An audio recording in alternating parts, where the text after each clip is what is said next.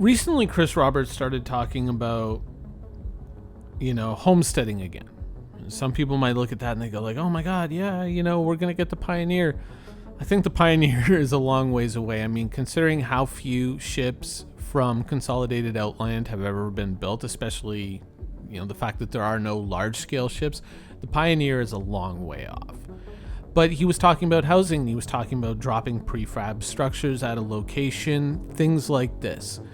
And yeah, you know what? That was a lot of stuff that we had kind of already predicted on this channel. A lot of things that I discussed in videos. I said, yeah, I think it's going to take that shape.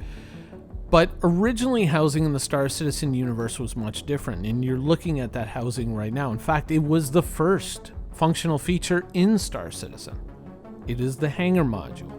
Now, the hangar module also came with all these little decorations that you could earn being a subscriber or just, participating in events, things like that. Ships that you bought would unlock some of these things. But this has become a dead feature in Star Citizen, and I would actually argue that it should remain dead.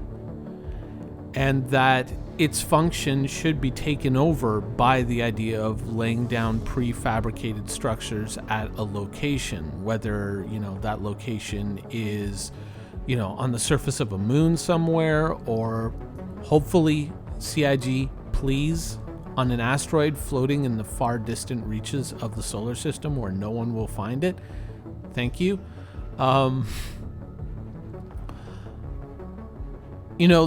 When you look at a place like the Asteroid Hangar, which is the one that we're looking at right now, the VFG Industrial Hangar, it looks like it would be attached to Levski, or it would be attached to Grim Hex somewhere in one of those types of locations. But how many people in the Star Citizen universe realistically have the Asteroid Hangar? There's a whole lot. In fact, probably just about everybody who owns a ship in Star Citizen has access to just about all the hangars, or at least one or two of the hangars.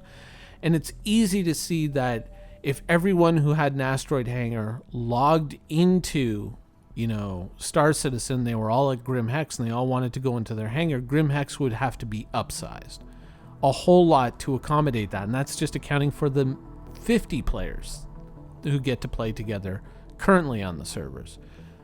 In the future, with server meshing and with iCache, hundreds of players potentially. I mean, we'll have to wait and see. Let's not get too ambitious, but you can see the problem. All these players occupying the same space, and they're all phasing in and out of, their own instance into the universe. What happens when two ships are leaving a hangar at the same time? Do they collide? Do they have like a moment where they're kind of floating through each other? It's easy to see how logistically this design becomes a huge problem. Now, arguably, you could make it so that these hangars exist on different places. Revel in York could exist at Microtech or Area 18, whereas, the more industrial hangar, I believe the Southland, could exist at Lorville, and this could exist at Grim Hex, or something like that. But you can start to see how we start running out of spaces for all the players and all the potential players who might be visiting those hangars. There's a lot of great features here that I want to talk about in terms of homesteading, but we have to first deal with the logistical difficulty of bringing all these things into existence in one persistent universe, because as much as we're used to the different servers idea right now, eventually we're all going to be squished into one space, and we're going to be kind of being, in a way, moved from one floating instance to another, depending on population and server load, and we may actually coexist in the same spot in the universe, but there's simply too many players in that one place, so we exist in different phases. Now, you might say that, this is a lot of interesting theoretical discussion, but this is all down the road stuff. This isn't stuff that we need to worry about right now. This isn't important to Star Citizen right now, so why talk about it? Well, see, unfortunately, this feature, player housing, this feature is a massive block and a massive gatekeeper for many of the other features in Star Citizen. You may not realize it because of the convenience that Star Citizen has kind of awarded you in the game currently, by interacting with your Mobi-Glass and simply being able to pull out any set of weapons, any set of armor, and all of that, that's immersion breaking, and that's not supposed to exist in a universe where we have all these physicalized inventory spaces and all these stored goods. You know, when you hear me harp on and on and on about why doesn't this ship have gun racks, you may not realize why that feature is important now, but it's crucial and it's critical. It's very, very important. Why don't I have space to store my armor? All the potential armors that I might need. In the future in Star Citizen, you're no longer going to be able to simply pull these things out of your Mobi-Glass. You're going to have to go to an actual physical space in the universe, and you're going to have to withdraw your armor sets from that location and put them on. You're going to have to take your weapons, your ammo from physical storage and put them on your character, and you're going to have a finite amount. That's why these things are so important. And what we need in the persistent universe in order to make this real, in order to make that physicalized inventory work, is we need a place to store all these things. And this is why player housing is actually a lot more important of a feature than a lot of people realize. And that's why Chris Roberts is talking about it. Because in order to fully bring physicalized inventory into fruition, player housing needs to exist. Players need a place to store all their crap. Now you might say, okay, well, you know what? It's not really that hard of a problem to solve because all these hangars seem to correspond to a location. This could be Levski or it could be Grim Hex. Revel in York could be Microtech or it could be Area 18. Selfland could be Lorville.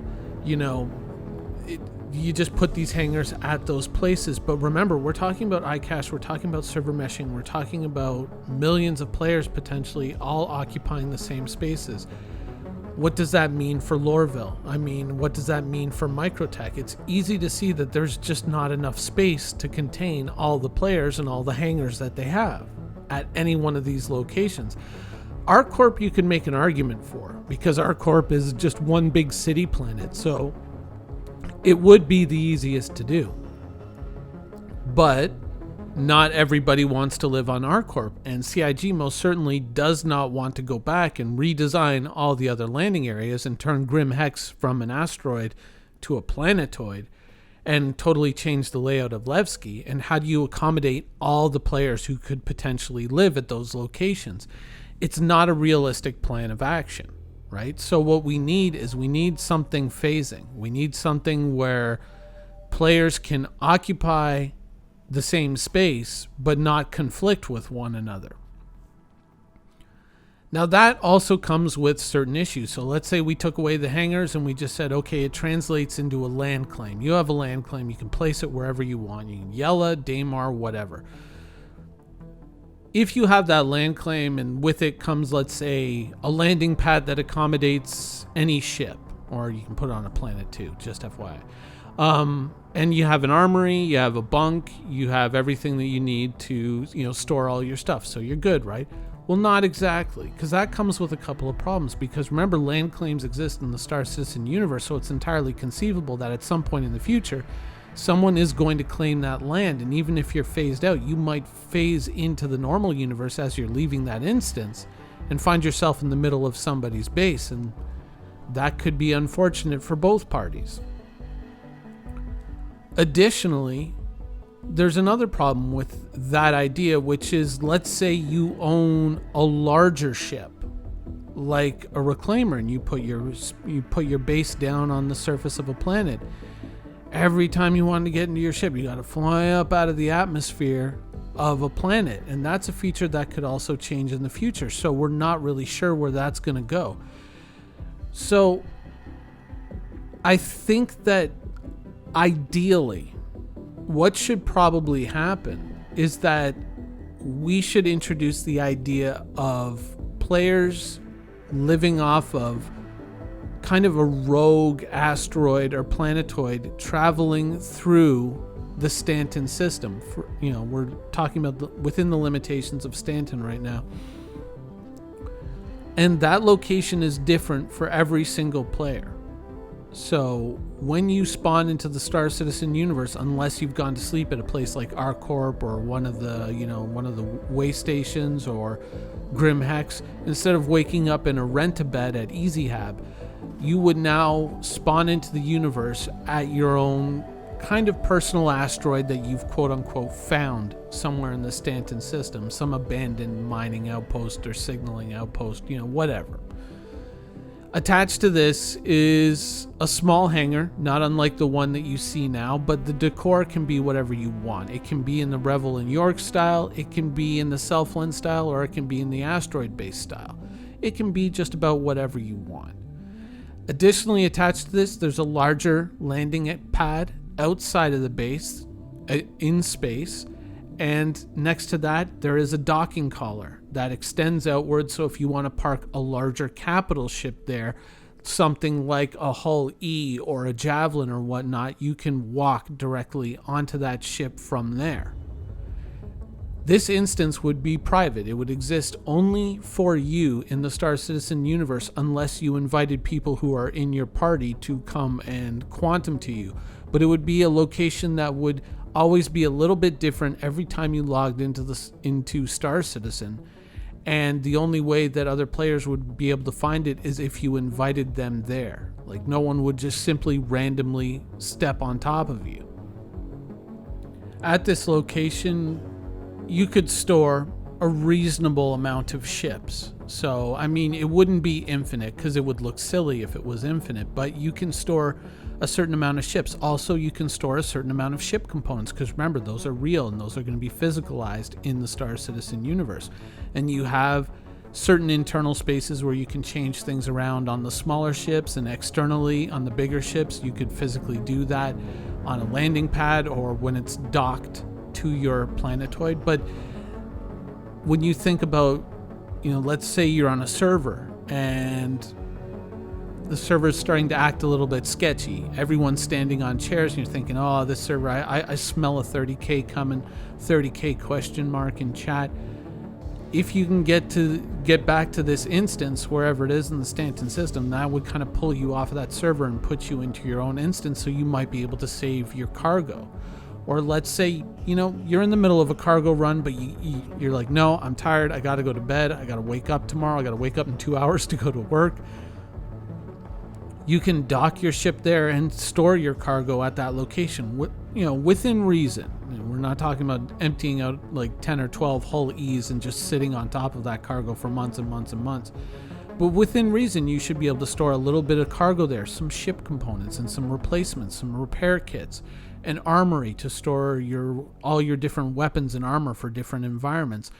Basically, a jumping off point within a solar system that you can kind of pick within a reasonable amount of your inventory what you want to have at that location. For larger ships, like let's say you have a Javelin and an Idris, you're one of those guys, maybe a Reclaimer, you could spawn one ship at that location, but then after that, you would actually have to move that ship and store it somewhere else and then bring in another ship and store it at that location. So let's say you have to move your Javelin and store it at Erebus or Everest Station over Lorville, and then bring your Reclaimer back and then store your Reclaimer on that docking port or whatnot.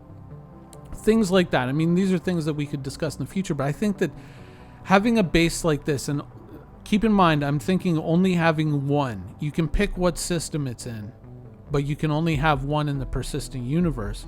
But having a place like this makes for a much better jumping off point in the Star Citizen universe than always being tied to, Grim Hex or Levski or Olisar or wherever you choose to live. You can stop at all those places and you can log in and out, but I think that this would really be kind of your gateway into Star Citizen, and it would allow you a space to pick different weapons and armor or to store them. And I think that with the advent of physicalized inventory, especially with things like ships, we're going to need a space like this, and the current landing sites that we have in Star Citizen don't account for this. And I think that many people would agree that, while we are looking forward to maybe building a drug lab or a storage location somewhere on one of the moons, having all your stuff sitting out there when you're offline, just hanging out in the wind, is not a particularly attractive option for anyone. I'm just saying. This is kind of how I would go about kind of replacing the existing hangar system, which no one's using and is kind of dead, with something that accounts for the way the Star Citizen universe is supposed to be in the future. Just some thoughts. Hope you guys enjoyed the video, and thanks for watching.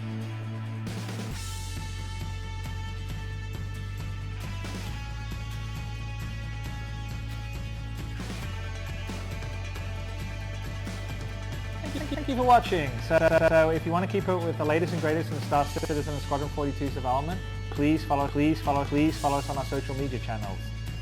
See you soon.